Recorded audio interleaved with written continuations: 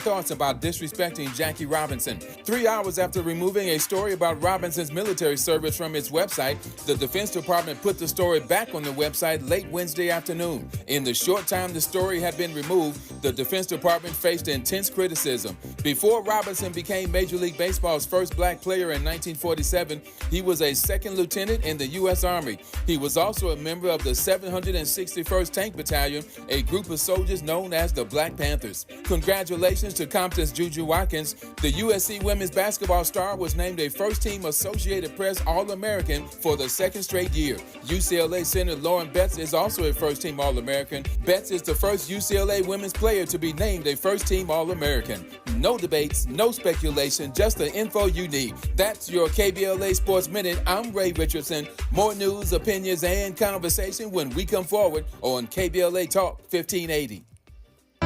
Hey, this is Zoe Williams, the voice of reason, and for over 20 years, Parkside Economic Development Corporation has served Leimert Park and surrounding communities, empowering tomorrow's leaders and changing lives. Parkside EDC has awarded over $400,000 in college scholarships while sharing economic principles of the Big Five of money with students and their families. Parkside EDC partners with organizations like the Brotherhood Crusade to assure our youth have the financial acumen to succeed. Parkside EDC provides families and businesses with financial insights, offering free online, on-site, and on-air B-Warp presentations. The Black Wealth Attainment and Retention Programs helps our community acquire, sustain, and pass down legacy wealth. High school seniors can apply for this year's scholarship awards at parksideedc.org. Scholarships will be awarded at Parkside EDC's Gospel/Jazz Brunch on Sunday, April the 27th. For details, tickets, or donations, please visit parksideedc.org. This is a community call to action from KBLA Talk 1580.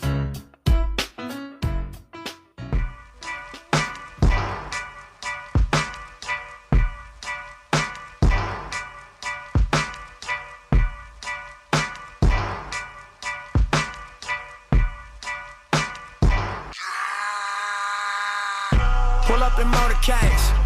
I got a show today. It's all I'm trying to do. Hustle and motivate. Choppers a throwaway.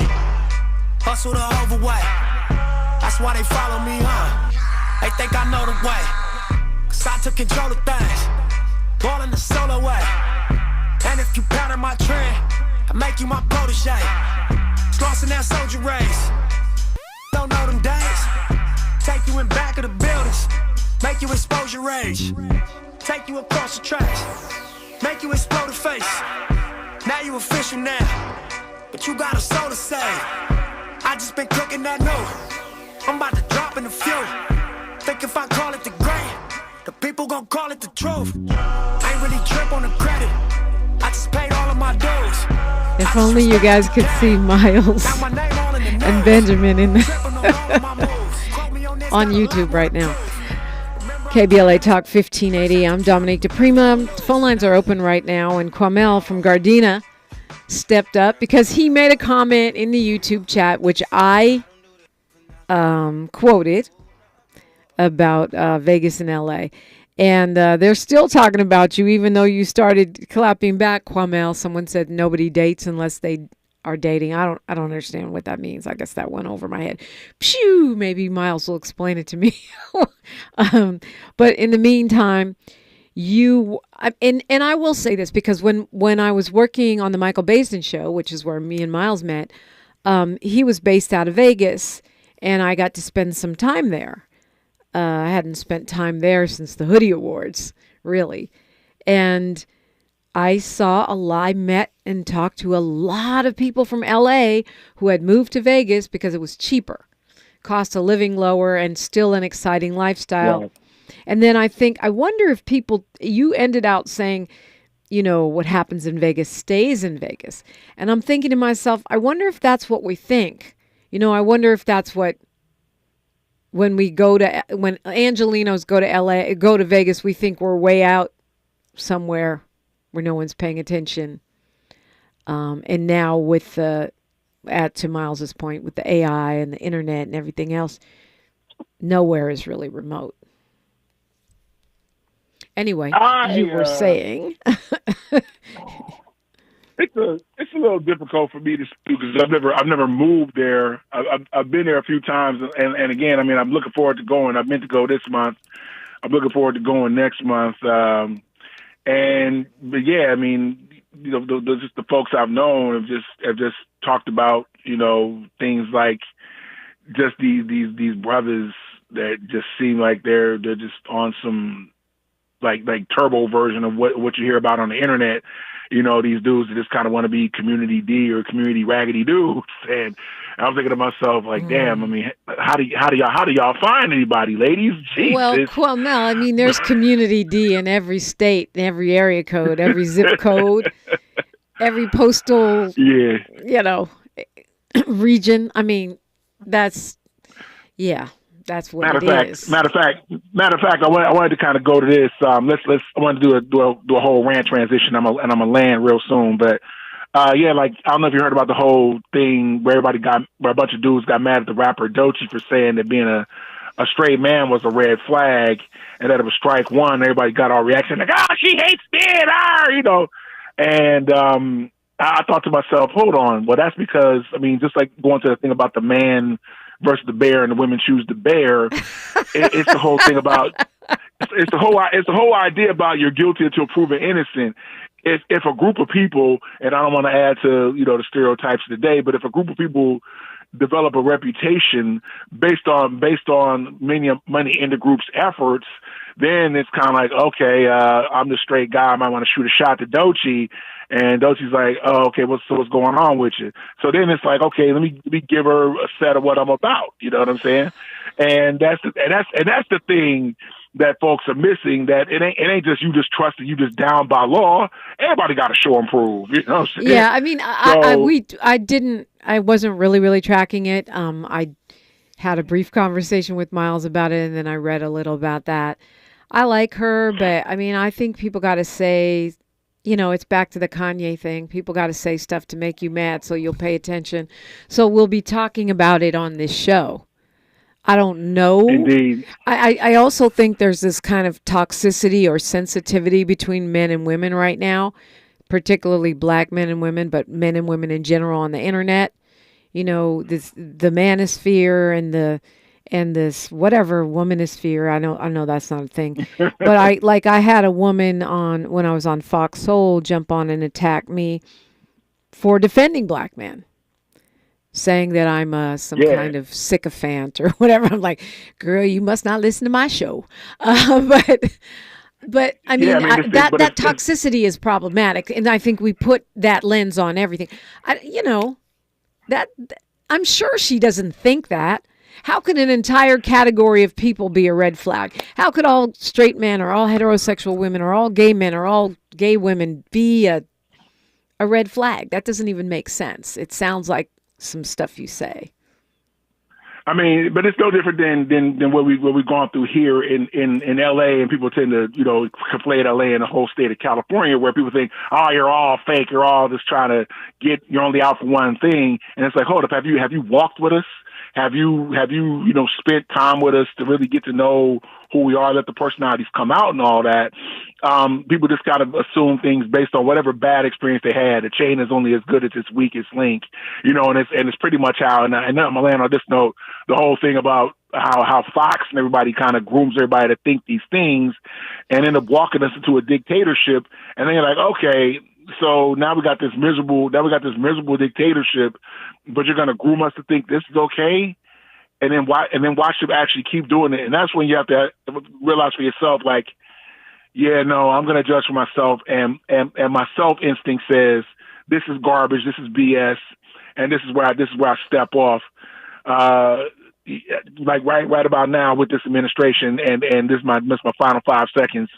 I really feel like I'm almost back to just check it out again, because nobody's trying to do anything. Everybody's just yelling, this is who we are. This is where we are. This is where we are. I'm like, as they're fighting any dog on the planet, politicians, media, or the people. Is there any damn fighting these dogs?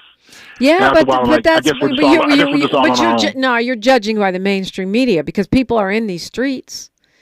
People are in these streets. Did you see Elon on TV complaining about how people are crazy because they're attacking Tesla and burning Teslas and spray painting on Cybertrucks? And, people are in these streets, not just doing that. They're marching. People are organizing their own community. You're not hearing a lot about it on the mainstream media. They're too scared. They've been threatened. They're basically hostages at this point. So, and rightly so. I mean, that right there, that we've always had the threat of you're going to lose your job. If you say this, you're going to get in trouble. Look, I've been on this mic doing talk radio for literally decades. And I can't tell you how many times I've been called in for this, called in for that, called in for the other thing. It's a miracle that I still have a job. So you look at the environment that we're in right now, but my blessing is Black ownership, right? It's the Tavis Smileys, it's the Stevie Wonders of the world. When I used to get called in all the time was when I worked for one of them big companies that was not Black owned. And, I had to have Eazy-E in there defending me. And I mean, really, that actually happened. I had to have Eazy-E go in and talk to management and tell them why me being controversial was actually a good thing for them. So now take that threat and multiply it by 100. Or 1,000 or 1,000,000 when actual U.S. citizens are being arrested in car washes for being by ICE and scooped up. When we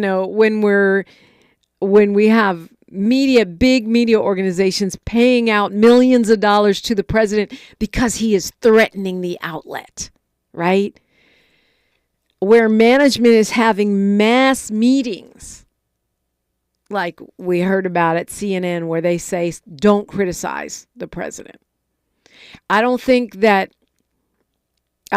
you should check out. Now, I do think we should measure our diet. That's what I was talking about. I'm not planning to talk about Trump 3 hours a day, every day for the next 4 years. There's plenty of beauty and progress and fun and other BS and information that we need to know about, focus on, and that we have the desire and ability to engage with. So I'm not going to do that. I'm still a little bit shell-shocked from the election, and I am going to track what the heck is going on, the objective conditions in which we exist. But I don't think you should check out Kwamel. You got a big brain. We need your brain in the conversation. Kwamel called me at 800-920-1580, and you can do the same. I'm Dominique DiPrima for KBLA Talk 1580. She's reclaiming her time on KBLA Talk 1580. More First Things First with Dominique DiPrima when we come forward. I can't believe how spotless my floors look after using the Swiffer Power Mop. No more dragging around a heavy mop and messy bucket. Now I get the same deep clean without all the work. Thanks to the powerful solution and scrubbing pad of the Swiffer Power Mop, dirt and grime don't stand a chance, and I don't break a sweat. Mic drop. Mop drop. Swiffer Power Mop. Swiffer Power Mop. A smarter way to mop. Try it or your money back.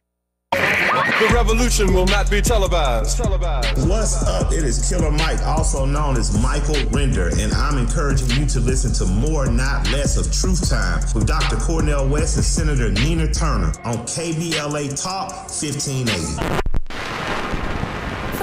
It's a classic odor tale. You fried fish for dinner, cleaned up, but the smell is still in the house.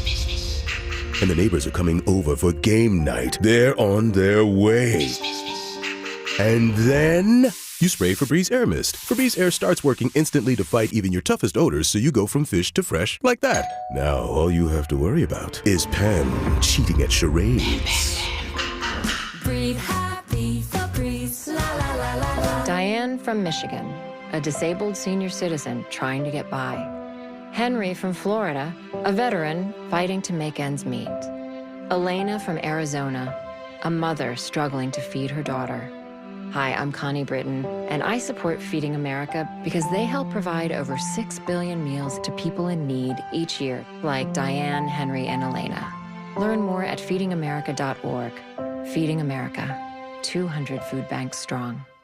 Stories are power. The Black Land Lost Narrative Archive Project is an effort to collect, preserve, and amplify stories of Black land loss.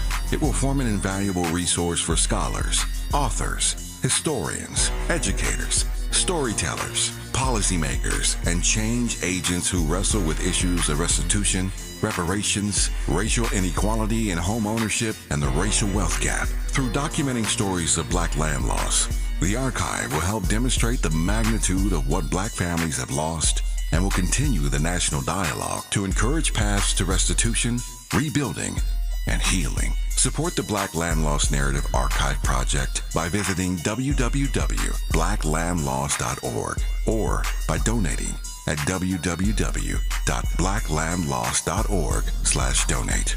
Spread the word to inspire awareness, activism, leadership, and change. And join us in making a lasting impact. This is a community call to action from KBLA Talk 1580. We've got your black.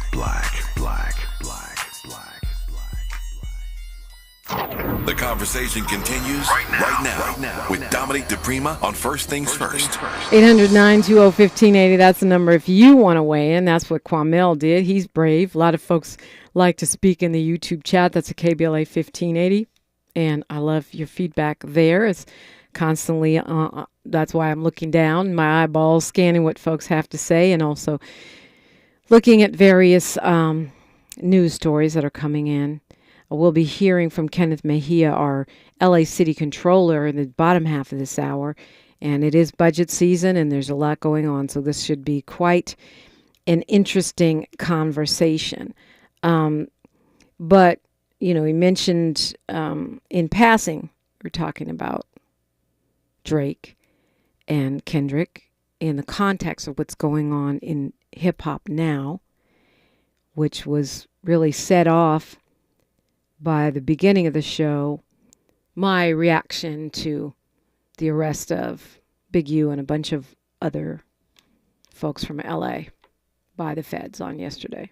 Federal case, serious business. What does that mean for LA? What does it mean for hip hop?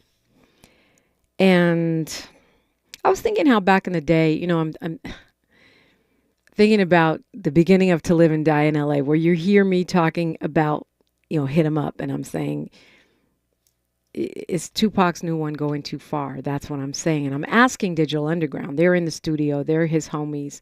And I'm asking them, like, what are we doing right now? He's saying, I had sex with your wife. That's going to a point where the type of things where folks, you know, those are fighting words, beyond fighting words, right? That's what I was talking about. And at the time, that was like, oh, maybe it's not the first time, but it was pretty far out there at the time. We're way past that now. And I'm not even tracking all this stuff, right? And I remember I used to argue that there's violence in film, there's violence in television, there's violence in politics. Our American culture is a violent culture. We glorify guns, we glorify tough people, especially tough guys. That's a thing, that's what we do. It's a value that we have as a society. Even those of us who are advocates for peace within the society, of which I consider myself to be one, an avid one, it's still part of our culture. From cowboys to mobsters, you know, the tough guy, the one that shoots his or her way out of the room, the one that ends the fight, the superheroes. I mean, that's our culture. But I would always argue the mafia movie never translates onto the page. You don't see Robert De Niro out there, you know, after he plays the Godfather, you don't see him out there shooting up Al Pacino's house. Like, that doesn't happen. At least as far as I know. I've not known that to happen. I think it does happen in politics. You know, I think it does happen in politics. It's just indirect. We'll send money and then you'll bomb this country, or we'll defund your schools, we'll defund your food programs. That's the way that violence occurs, retribution, vengeance in politics. So maybe it is the same in that sense as hip hop and where we are now. But I just wonder, is there a way back? What's the way back? What's the way back? And I think you're right, Miles. The way back is to community. Because part of it is the quest for attention and the quest for relevance. And I have always said, whether you're an actor, a rapper, or a prostitute, the quest for relevance is a trap. It's a trap. If you want to be relevant, help somebody. That will make you automatically relevant. Go help somebody. Go save a life. Go feed somebody. Then you'll be relevant. Give someone some crucial information that helped them keep their house. Now you're relevant. I know maybe that sounds corny, but that's my path to relevance as a person, a radio OG who's been on this mic for a long time. And there's a miracle of me still doing it. And some of y'all still like to listen and hang out and talk back. Like, that is such a blessing. I don't stay up at night and say, how can I be relevant? Of course, I don't have 3 million followers yet. But that's not my measure of success. My measure of success is impact. You know what I mean? Did I wake somebody up? Did I change it? Anything in the culture? Did I leave the place better than I found it? And the answer is, I feel the answer is yes. Am I perfect? No, not even close. But that's how I avoid the trap of relevance. Are you a force for good in the world? That's my prayer every day. Lord, make me a force for good in the world. If I'm doing that, I'm relevant. Period, full stop. So it's a definition, just like a definition. Is your definition of success how many dollars you have, how many clicks you get, how many likes you have? I mean, sure, I'd like to have more followers. I'd like to have more dollars. But for me, I'm grounded in the idea, in the concept that my measurement of success is impact. Am I a force for good in the world? That's my prayer. And also, too, you have a community around you that rewards your work, right? It may not be the largest of communities, but the community, for the most part, you get your flowers, I feel, in at some point. You get appreciated. You know what I mean? The people who listen to you will tap in and comment with you and like you. But that's your community. There's another sector of community that people that grow their community through doing the BS. So now they have to keep feeding that same community, that same BS. And that's their brand. Exactly. That's their brand. I mean, and I do appreciate that. I appreciate the flowers. I do think that there's a lot of stuff that has happened that other folks take credit for that I did. But I always say, this, Miles, the streets know. So, right, but you're a force for good. You have to be a force for good, and God blessed you through that. And God continues to bless me through that. And I'm very, very grateful for that. But but I say all that to say this idea of being relevant, I think it's a trap. I think it's a trap. Unless you can define relevance in a way that doesn't involve your own self-destruction. Right. But another thing, too, you ask God for this type of stuff. You know what I mean? You're praying to God for this. People are praying to the internet. Praying to, how do I get the most clicks on my thing? Okay. Yeah, go on this interview and talk about what happened in the hood. Do a drill. I'm listening to the music. Slide on somebody. Get a Glock and shoot the whole neighborhood up. Be that guy. Be the tough guy. Be that bravado. Yeah. Be like Trump. That's what got the votes. They're not looking towards God. They're looking towards, you know what I mean? These devilish devices. Or we're on swivel. I mean, because, even if you look at Tupac's work, I mean, I truly believe in my heart that Tupac was on his way to build something really powerful. I mean, he did a lot of powerful work, but what he was going to do, his next chapters right after Vegas, was about to be something monumental for good in the world. And yet, if you listen to his music, it's all there, right? I mean, you could say, who are you praying to? He's referencing God, but some of the stuff ain't that godly. Well, I mean, okay, that's because we got to see all the sides of Pac, though. You know what I mean? You don't get to see all the sides Gemini. Of everybody. Yeah. So you're saying everybody. Nobody's perfect. Everybody's got dark and everybody's got light in the dark and dark in the light. Everyone has their demons, right? Everyone has their demons.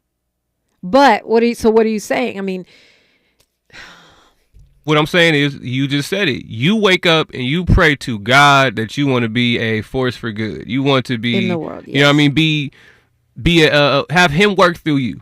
Yep. You know what I'm saying? Your relevance, everything's going to come through the works that you do through Him. Everybody's not praying to the same God. This is some of the stuff people have been praying for and put onto their conscience and trying to become their whole lives. So, I mean, I'm not saying that there's a answer to it, just giving a little, perspective on what I think is the philosophy behind why everybody seems to be on these crash out courses right now, Mm-hmm. And I think that, it's good to notice that, to know that you can combat it with, intentionality towards, like you said, praying to God to give you these things, not for these otherworldly stuff. Molly Bell says relevant equals strategic. We got you. I have many awards, but never a dime.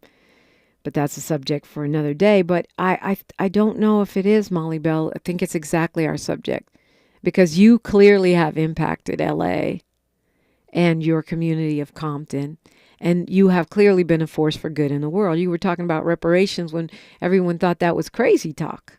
And now it's being legislated. Not going to be easy, still a long battle, but for me, you are relevant. You'll always be relevant, Molly Bell, because you are a force for good in the world and you have impact. But that's me putting my measuring stick on you, and we all have to be accountable to our own definition of success and well-being, right? And it's true that being an evildoer does get a lot of clicks.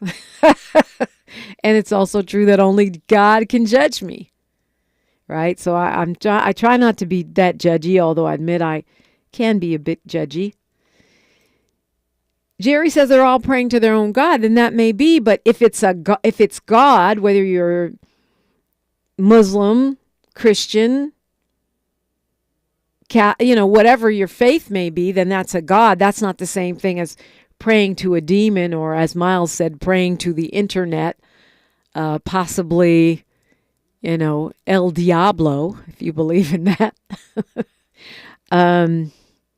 Yeah. Wow, we got real philosophical this morning, but I think it's important because we've got to be able to, I agree with Kwamel in the sense that we don't need to swim in, the poop river for the next 4 years. We have to create our own waterfall of positivity, even while keeping our eyes wide open. News, traffic, and sports. Then looking forward to a revealing conversation with LA City Controller Ken Mejia in the middle of budget season. I'm Dominique DiPrima for KBLA Talk 1580.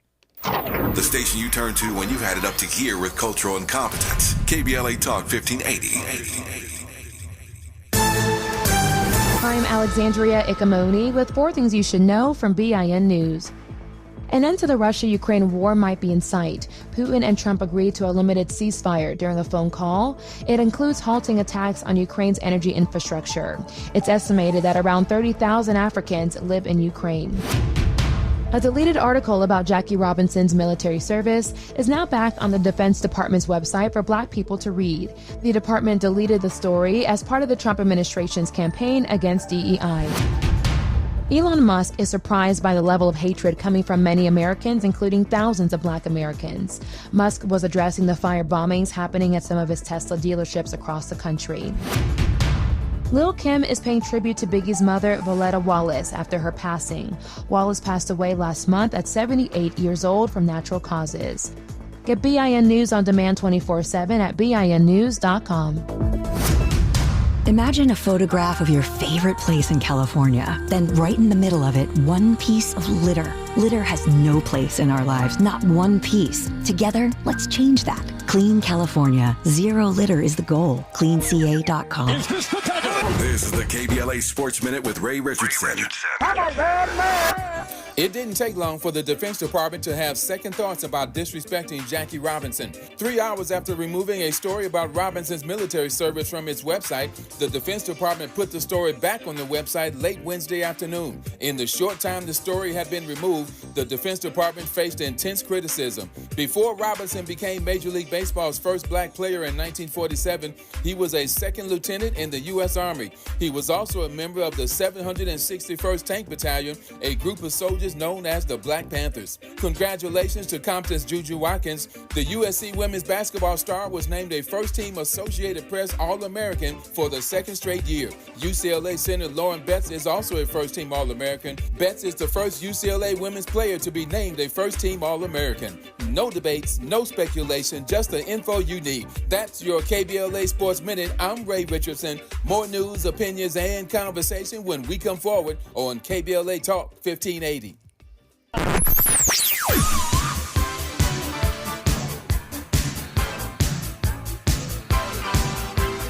This is KBLA Talk 1580. Talk radio. That's music to your ears. We're unapologetically progressive. KBLA Talk 1580. I feel so alone. I'm embarrassed to talk about it. How can I help my kid if I can't help myself? I can't remember when I wasn't stressed. I don't like stress. When you feel overwhelmed by your thoughts and emotions, it's okay to get help. You are not alone. CalHope is here for you with free, safe, and confidential mental health resources for youth, young adults, families, and you. Find support now at calhope.org. At the tone, please record your message.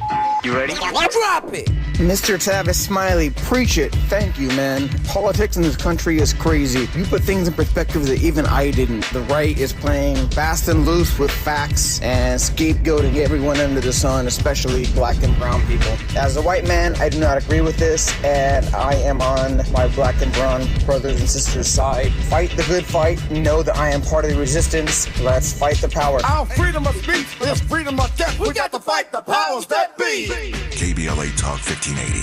We've got your black. If you're living with dry age-related macular degeneration or dry AMD, you may be at risk for developing geographic atrophy or GA.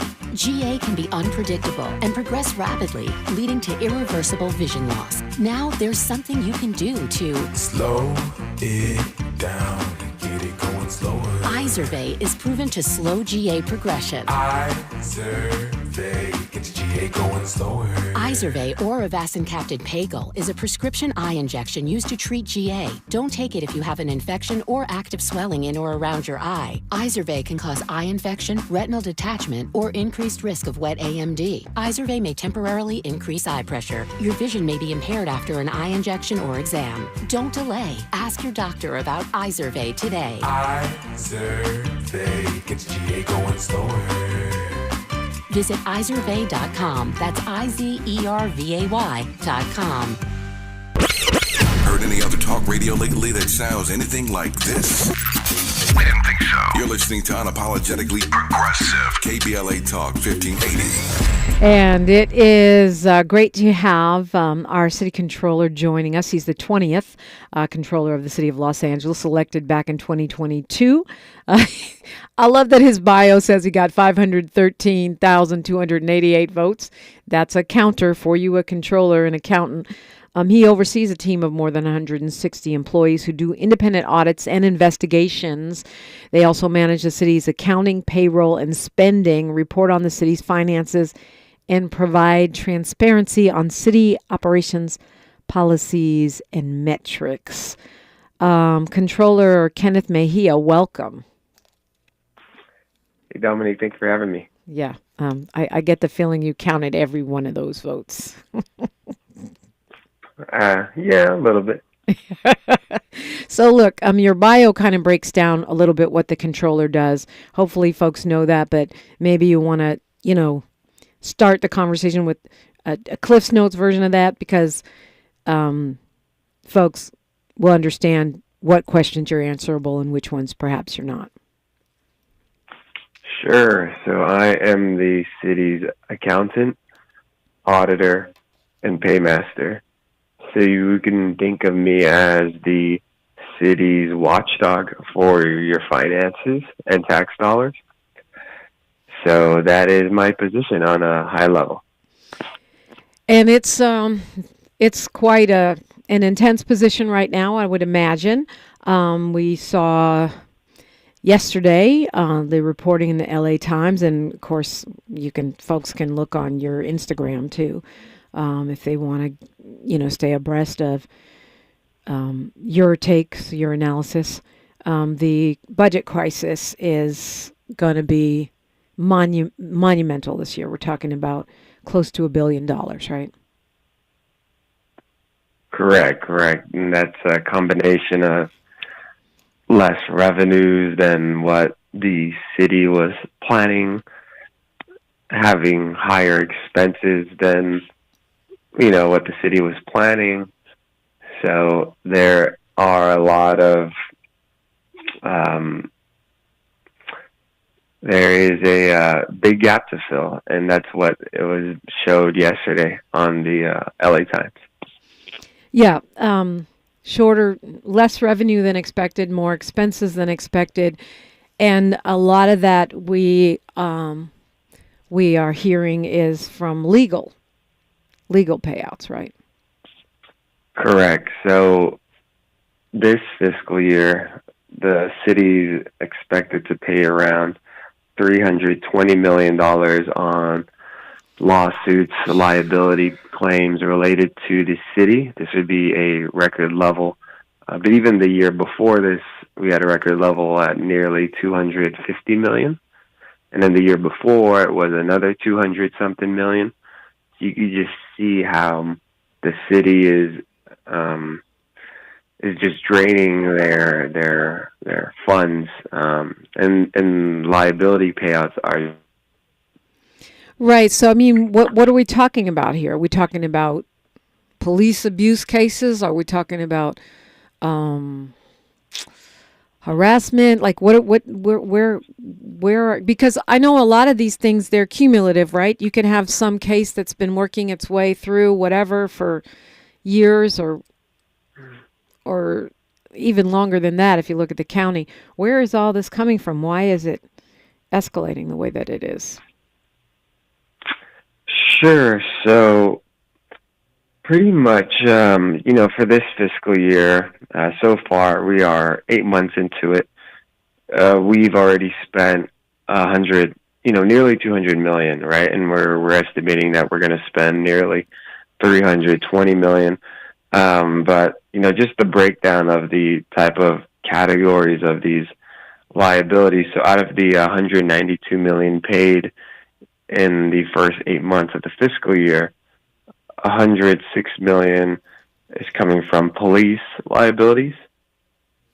Next is $36 million related to miscellaneous, all other categories, and then the third related to is street services. So think about dangerous conditions or potholes, sidewalks. Lord. And then the fourth highest one would be transportation related at $15 million, and then at fifth place is $4 million related to sanitation. So you could just see the where most of it lies, from what I've told you. Yeah. But those are the ones, what we're paying for right now. And then the other thing that has been pointed out a lot is these pay raises, right? Pay raises for a lot of our city's union employees, including police. Correct. And that's, according to the LA Times, $250 million. Yeah, so it started when we first started with the first set of employee raises, and it was the police, where we were going to add over, when at the time when it was approved, it was going to add over $1 billion over the next 4 years. So after they got their raises, we had to get into the civilians next. And of course, they had a very, very generous package when it came to their labor deal. So civilians got, not as good as theirs, but, they got a good deal as well. So we are having, we have to pay those upcoming raises and benefits. And so that is another part. So I remember this going back. Well, I actually wasn't paying enough attention, but I remember this being a repetitive issue, right? And it was a big deal with the Villaraigosa administration. You give these raises, and then it creates this financial burden for the taxpayers, for the city. But on the other hand, as a progressive or liberal, however you want to categorize these people, I'll speak for myself as a progressive. I want people to be able to have living wages and be able to live in the city where they work. So it feels like we need to be able to pay people decently. So how do you balance that? Yeah, that's a good point. The city has cost of living adjustments, pretty much yearly. So, whether that's 2 to 3% or around there each year. What the city is seeing is that they are not generating enough revenue to match those rising costs, right? And so what the city needs to do is to be more realistic with their revenue projections. And if we were more realistic, we probably would have been better when it came to projecting how much money we can pay out, right? Considering these labor negotiations. And so I think what we have to realize is would you rather have gotten a nice raise, and get potentially laid off, or would you rather get a small raise for now and keep your job? And that's where we are right now, right? So it's just a possibility where the city is not there yet. This is a last resort if we can't make up the gap, right? Is what we saw in the LA Times and what we heard yesterday in City Council. That is a last resort, and so we have to do our best to keep these people. The last resort you're talking about is layoffs, and the mayor has until I think April 21st to come up with this plan or present this plan. But I think it's Mr. Sabo was talking about possibly many, many layoffs. He's the city administrative officer, maybe thousands of people being laid off. Does that seem correct, hyperbolic, or are we looking that in the face right now? I mean, he's telling it like it is. Yeah.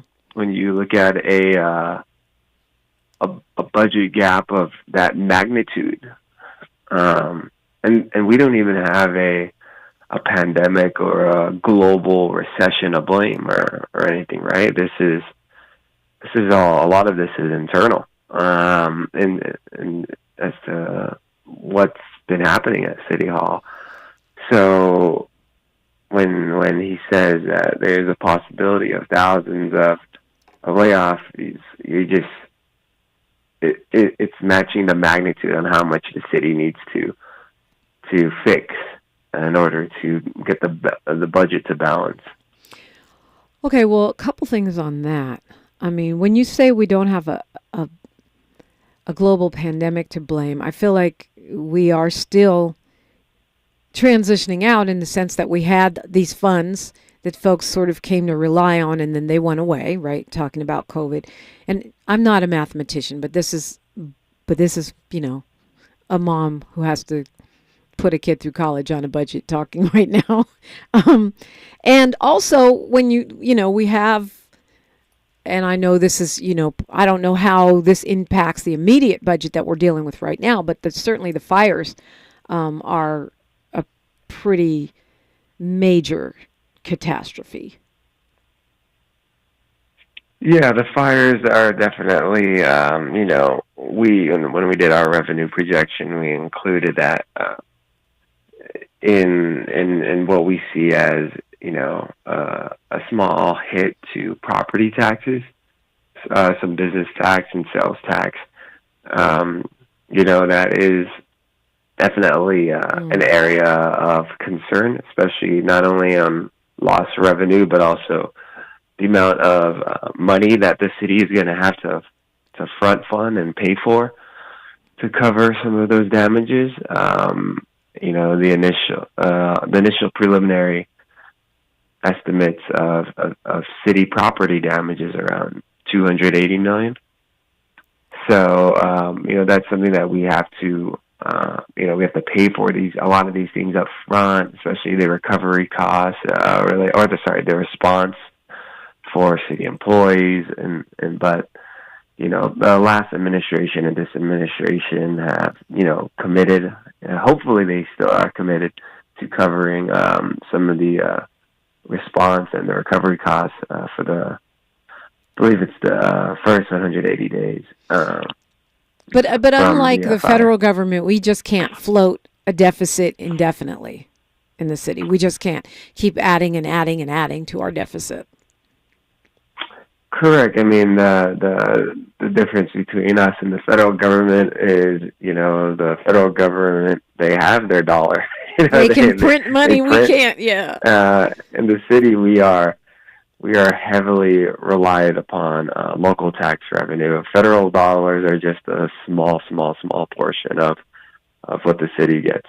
Which is probably a lucky thing, given what's going on the federal level at the moment. We're not over-reliant on those federal dollars. I want, of course, when I touch on, you know, the homeless services audit when we come forward, Controller Kenneth Mejia, and maybe you can take into, I just got a DM from one of our KBLA delegation, maybe you can take it into account when you're responding when we come forward. Oh, wait. Yeah, he's saying that he thinks you're being super casual about obvious mismanagement, somebody stealing, nobody seems to be upset. I don't know that nobody seems to be upset. That's not what I'm getting. And I just know from talking with you prior times that you're not a hyperbolic guy. That's just not, from what my understanding is, you tend to be more like, these are the numbers, deal with it. But I'll let you respond to that when we come forward on KBLA Talk 1580. More of First Things First with Dominique DiPrima when we come forward. Looking for a purposeful and passionate way to make a difference in your community? Volunteer with our Senior Medicare Patrol and help prevent Medicare fraud. S&P volunteers work in their community educating peers about healthcare fraud and how to prevent and detect it. Free training starts soon. Check us out online or at an S&P open house near you. We're on a mission to stop fraud. Join our team. You make a difference. Visit caSMPvolunteer.org. Protect yourself from Medicare card scams. Scammers may call, email, or even knock on your door claiming they need your Medicare info, asking for money or threatening to cancel your benefits. Don't fall for it. It's a scam. Remember, Medicare doesn't need to verify your information. They already have it. Medicare won't charge you for a new card and will never threaten to cancel benefits. Check your Medicare statements for suspicious charges and report scams to the California Senior Medicare Patrol at 1-855-613-7080. We're here to help. Point! Hey, you okay? You don't normally miss those shots. I just haven't been as regular lately, and it's making me feel sluggish. You should try Metamucil. It's been a game changer for me. Metamucil's plant-based psyllium fiber helps trap and remove the waste that weighs you down. Ace, you're moving better than you were last week. Definitely. Metamucil keeps you moving. These statements have not been evaluated by the Food and Drug Administration. This product is not intended to diagnose, treat, cure, or prevent any disease. Learn more at metamucil.com. I occasionally have nerve discomfort in my hands, so the things I love to do Let's play something, Grandma. became difficult as I got older. If you have occasional stabbing and burning in your hands and feet, try Nervive Nerve Relief. Nervive's clinically studied dose of alpha-lipoic acid reduces occasional nerve discomfort in as little as 7 days with continued daily use. Say yes to healthy nerves with Nervive Nerve Relief. These statements have not been evaluated by the Food and Drug Administration. This product is not intended to diagnose, treat, cure, or prevent any disease. We've got a lot to talk about. On January 7th, 2025, the Eaton Canyon Fire scorched Altadena, torching everything in its path. Homes, wealth, and legacy burned in one night. But will Altadena rise from the ashes? I'm James Farr. On the Conversation Live Altadena Rising, we're chronicling the recovery, the resilience, and justice for the nation. This is the show of record, unapologetically progressive. We're not blacking down. So join me, James Farr, on the Conversation Live, Altadena Rising, every Saturday at 10 a.m. Pacific with the rebroadcast on Sunday at noon. Unapologetically progressive. KBLA Talk 1580. We've got your black. This is KBLA Talk 1580, where hate loses and love wins. And you're listening to Dominique DiPrima. The show is First Things First, and we are talking with Kenneth Mejia, who is the LA City Controller. You can find him on Instagram at LA Controller. And if you go to that account, you will get a lot smarter about what is happening with city finance, because he definitely posts a lot of numbers, right?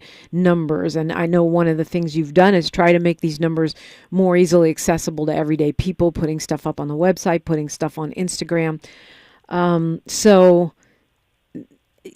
I think when Link says nobody's angry and that you're being casual about obvious mismanagement, how do you respond to that?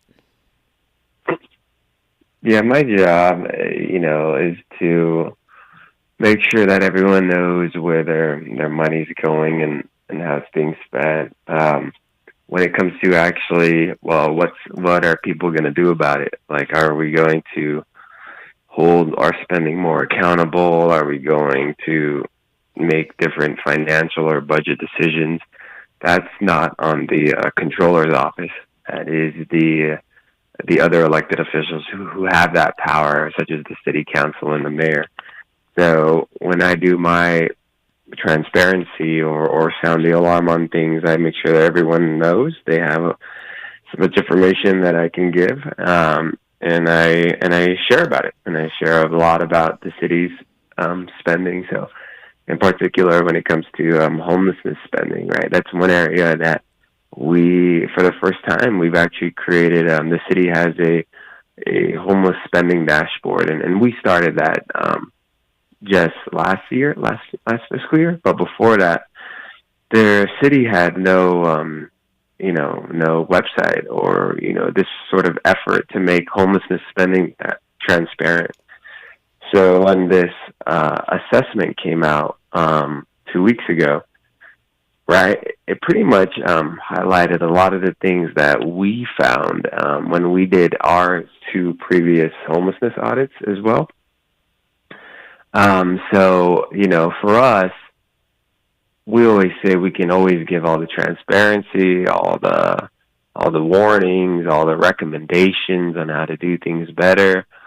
Even though there's still a lot that needs to be fixed when it comes to homelessness, especially more so in the transparency and accountability side, in terms of what are we paying for. But, for the decisions to be made on, what are we going to do? Are we going to, make spending, easier to track for the controller? Are we going to, have more accountability when we spend, right? That is going to be up to the other elected officials at the end of the day to actually make changes. So, for me, it's just, I can always put out numbers for you all and my recommendations, but it's up to them at the end of the day. Your own data found that almost half of the money that was allocated for homelessness for 2023-24 was not spent. Correct? Correct. And so I'm going to go back to Link's point. 2023 to 2024. Yeah. So, but that doesn't automatically mean someone was stealing. Does it automatically mean mismanagement? No, what it means is that, from a literal perspective, when we say money wasn't spent, it means that the city had a budget. And when you have a budget, that's sort of your plan to spend, right? Mm-hmm. And so in last fiscal year, the budget was $1.3 billion. And the city spent only about $599 million of that. And then they also, committed an additional $195 million to spend on, obligations at that time. So you were looking at about $513 million of that $1.3 billion that was left unspent. And so what that means is that, what we thought we were going to do, what we were planning to do for that year, it didn't happen, right? So that's one side, right? The next side is, well, for the money that we did spend, what did we spend it on? And so for us, we have, on our website, we lay out some of the, like I said, we have a homeless tracker on spending, and we have some of those details on, right? And so people can go online and look at it at any time. It's homelessdashboard.lacontroller.app. But there are some payments, though, that are difficult to get details for, right?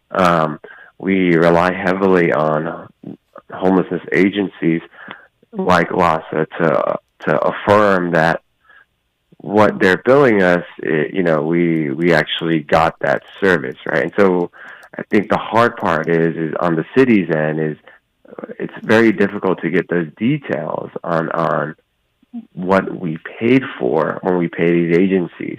And so that's just one part of the equation is the service side, right?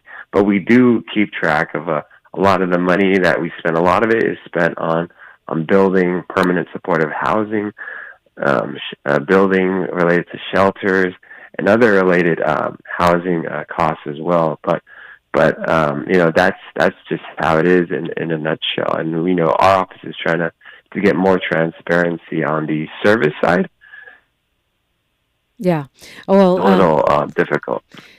Yeah, and I have maybe another 30 questions about that, but we don't have time this morning. I know you're swamped, and I appreciate your spending the half hour with us, LA City Controller Kenneth Mejia. And as he said, homelessdashboard.lacontroller.app or controller.lacity.gov, or if you're like me, just go to Instagram and follow the controller there. Thank you so much for your time this morning. Yeah, thank you, everyone. And follow us on social media. That's the best way to see what's happening in the city. Absolutely. Ricky Byers is next. I guess we're meant to be philosophical and higher mind this morning. We all need it. We're going to figure she's going to share her program for how to stay positive, stay out of the trash in toxic times. Dominique DiPrima here for KBLA Talk 1580. KBLA 1580.